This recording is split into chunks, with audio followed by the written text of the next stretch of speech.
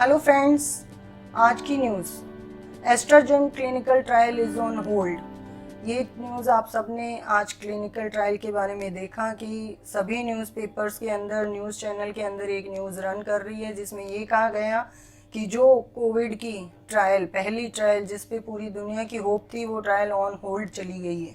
अब ये on hold क्यों चली गई है? क्योंकि ये पता चला है कि जो वॉलेंटियर्स इसमें पार्टिसिपेट कर रहे थे उनको, उनमें से किसी एक को कोई अनएक्सपेक्टेड इलनेस हुई है। अब ये अनएक्सपेक्टेड इलनेस क्या है, आप सभी को ये जानना है। मैं आपको इस वीडियो में ये बताऊंगी कि क्या हुआ है एग्जैक्टली और क्यों ये होल्ड पे गई है। ये ट्रायल फेल नहीं है। तो देखते रहिए आप मेरे चैनल को, और अगर आप मेरे चैनल पे नए हैं तो प्लीज़ मेरे चैनल को सब्सक्राइब कीजिए और बेल बटन आइकन को ऑन कीजिए ताकि आपको मेरे सभी अपकमिंग वीडियोस का नोटिफिकेशन मिलता रहे।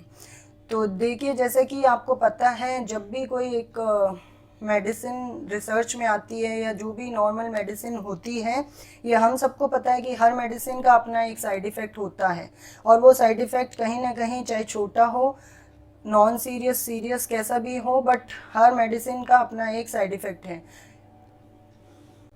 ऐसा ही कुछ जब ये क्लिनिकल ट्रायल ऑन गोइंग हुई थी तो यही कुछ ऐसे एक प्रोटोकॉल प्रिपेयर होता है। जब भी कोई रिसर्च होती है तो उसका एक प्रोटोकॉल होता है। उस प्रोटोकॉल के अंदर डिटेल में मैं कभी आपको अपने आगे की वीडियोस में बताऊंगी, बट इन शॉर्ट में ये है कि जो मेडिसिन हम रिसर्च कर रहे हैं उस मेडिसिन से रिलेटेड जो भी एडवर्स इवेंट्स होते हैं, चाहे उसे आप साइड इफ़ेक्ट्स भी बोल सकते हैं, जो भी साइड इफ़ेक्ट्स होते हैं, सीरियस और नॉन सीरियस, वो सभी उस प्रोटोकॉल के अंदर लिखे जाते हैं, उस प्रोटोकॉल में मेंशन्ड होते हैं। और क्योंकि ये अनएक्सपेक्टेड हुआ है, मीन्स ये कहीं ना कहीं या तो उस प्रोटोकॉल में लिखा नहीं गया होगा, और अगर लिखा है तो उसे अनएक्सपेक्टेड की सीरीज़ में लिखा गया है। तो ये एक अनएक्सपेक्टेड एडवर्स इवेंट हुआ है किसी वॉलेंटियर को, जो कि अभी हाल फिलहाल उसका क्या फीडबैक है, वो रिलेटेड टू ड्रग है या नहीं है, जो ड्रग मीन्स जो ट्रायल चल रही है उस ट्रायल की वैक्सीन क्या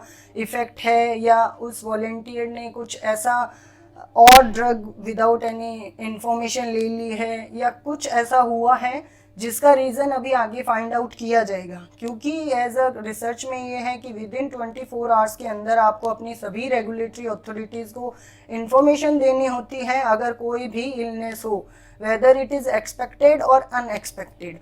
Because it is unexpected, that's why all trials been in hold. इसे होल्ड इसीलिए किया गया क्योंकि ये अनएक्सपेक्टेड था। अगर ये एक्सपेक्टेड होता, उसमें मेंशन होता, तो ये कहीं पे भी होल्ड नहीं होती और कंटिन्यू रनिंग करती रहती, बट अनएक्सपेक्टेड है, इसीलिए इसको होल्ड किया गया कि इसके आउटकम को देखा जाएगा कि ये आउटकम आगे क्या रूप लेके आता है।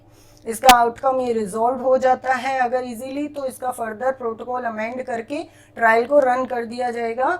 लेकिन सिर्फ इससे एक ही नुकसान हुआ है कि जो हम एक्सपेक्ट कर रहे थे कि अब अक्टूबर एंड तक हमारे पास वैक्सीन होगी, वो अब डिले हो सकती है। बट आप घबराएं नहीं, ये कुछ ऐसा सीरियसनेस नहीं है जिससे हम ये सोचें कि अब कोरोना का कोई इलाज नहीं आ सकता। कोरोना का इलाज आएगा, पर जैसा कि मैंने आपको पहले भी बताया है, रिसर्च है, टाइम लेगी, और पेशेंट सेफ्टी सबसे इम्पॉर्टेंट होती है हमारे लिए। इसलिए हम लोग जब भी छोटे से छोटा भी अगर कोई साइड इफ़ेक्ट हमें नोटिस होता है तो हम उसे रिपोर्ट करते हैं विद इन 24 आवर्स के अंदर। लेकिन अब 14 डेज और जो भी आगे इसका आउटकम रहता है, उसको कैसी इलनेस हुई है, वो सब आगे के आगे वीडियोस में जब मुझे पता चलेगा मैं आपके साथ शेयर करूँगी। तब तक आप मेरे वीडियोस को देखते रहिए, मेरे चैनल को सब्सक्राइब कीजिए और बेल बटन आइकन को टैप कीजिए। मेरे वीडियोस अगर आपको पसंद आते हैं तो please like, share and comment, and thank you. Stay healthy, be safe, stay at home.